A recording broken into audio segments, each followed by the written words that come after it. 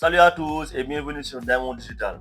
Dans les laboratoires précédents, nous avons appris à créer un réseau local et à connecter plusieurs ordinateurs avec un switch.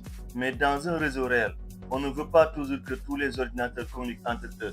Pour résoudre ce problème, on utilise les VLAN. Un VLAN permet de séparer un réseau en plusieurs réseaux logiques, même si les appareils sont connectés au même switch. Dans ce laboratoire, nous allons créer deux VLAN qui sont le VLAN 10 et le VLAN 20. Avant de passer à la configuration, on allume les équipements d'abord. Sur Yes. C'est bon. Là, les équipements sont tous actifs actuellement. Maintenant, en premier lieu, on configure les PC. Je sélectionne tous les PC en même temps. Je fais un clic droit. Je pars en mode console. C'est bon. Les consoles s'ouvrent automatiquement. Donc, le PC1 et le PC2 doivent appartenir au VLAN 10. Le PC3 et 4 appartiendront au VLAN 20. Pour cela, je clique sur le PC1. Je fais IP 192.168.10.1 espace /24 comme ça. Entrée. C'est bon. On n'a pas besoin de passer par défaut. Après, save. Entrée. Voilà, le PC2. Là, je mets sur IP 192.168.10.2 espace /24. Entrée. Et là, encore une fois, save. N'est-ce pas? Je passe au PC3. Là, on aura le 20 point quelque chose. Je mets sur 192.168.20.1 espace /24. Entrée. Ouais. Bad commande, c'est-à-dire mauvaise commande. J'ai oublié de mettre IP devant l'adresse IP. Je rappelle la commande. Je mets sur IP espace et entrée. C'est bon. Maintenant, je sauvegarde. Je passe au PC4 maintenant. Bien sûr, IP 192.168.20.2 espace /24. Entrée. Là aussi, je mets sur Save. Maintenant, c'est bon. J'ai fini la configuration des PC. Je passe directement à la configuration du switch. On accède au switch d'abord. Je mets sur clic droit. Console. Pour ouvrir la console, je mets sur Entrée. Voilà. Là, je tape la commande conf t entrée. Je fais la création des VLAN. Pour cela, je mets juste la commande VLAN 10 entrée. Name pour le nom, je mets sur VLAN 10 comme son nom, n'est-ce pas? Je mets sur Entrée. Maintenant, là, on met sur Exit. Je rappelle la commande pour créer le VLAN 20 aussi. Je mets sur VLAN 20 comme ça. Entrée. Name aussi, je l'appelle directement VLAN 20 sans problème. Entrée. Après avoir créé les VLAN, on assigne les ports au VLAN. Je mets sur Exit d'abord. Entrée. Interface Ethernet 0/0 qui est pour celui-là. Entrée. Switch port mode access. Entrée. Switch port access au VLAN 10 comme ça.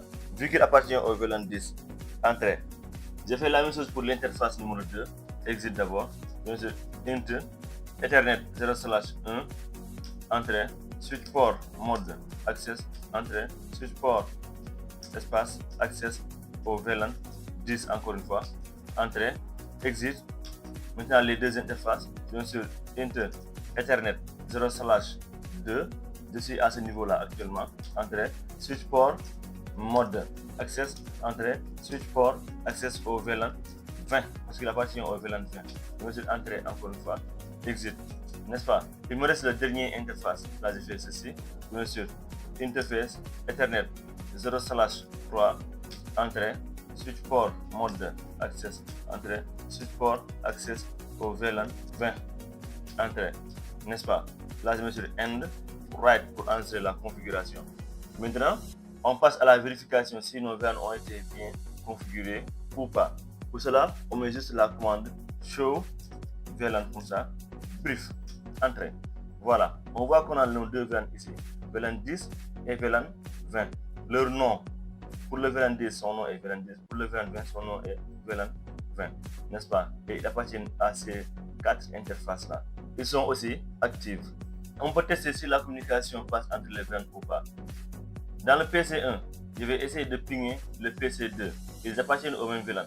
Là, je mets juste sur ping 192.168.10.2. qui est l'adresse IP du PC2. N'oubliez pas, ils appartiennent au même VLAN. Bien sûr, entrée. C'est normal que la communication passe, car ils appartiennent au même réseau. N'est-ce pas?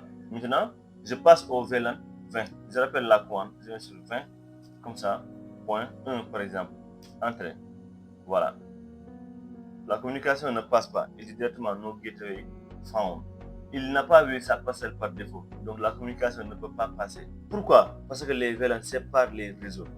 Maintenant, il faut savoir que les VLAN permettent d'améliorer la sécurité, d'organiser le réseau, de réduire le trafic inutile. Même si tous les PC sont connectés au même switch, ils sont dans des réseaux différents. C'est-à-dire, chaque réseau communique à son réseau, pas à un réseau différent. Donc, dans ce laboratoire, nous avons appris à créer des VLAN, à assigner des ports aux VLAN et à séparer un réseau en plusieurs réseaux logiques. Dans la prochaine vidéo, nous verrons comment permettre la communication entre les VLAN avec l'inter-VLAN routing. Cette vidéo vous a aidé. N'oubliez pas de liker, partager et vous abonner à Damour Digital. À très bientôt pour la suite, Inch'Allah. Ciao. Merci beaucoup.